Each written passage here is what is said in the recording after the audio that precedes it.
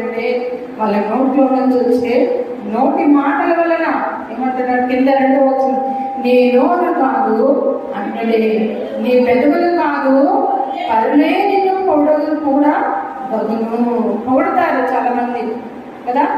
ఆ పొగడతలకి అస్సలు పొగడుతున్నారు అని అంటే నీ వెనకాల గుండె తవ్వుతున్నారని అర్థం కదా. పొగడతలకి ఎప్పుడు మనము ఇదవ్వకూడదు. దేవుడి దగ్గర నుంచి మాత్రమే మనకు పొగడు. నీలో కాదు అన్నుడే, అన్నుడు ఎలా ఉంది, నీ పెదవులు కాదు పరులే నిన్ను పొగడతావు.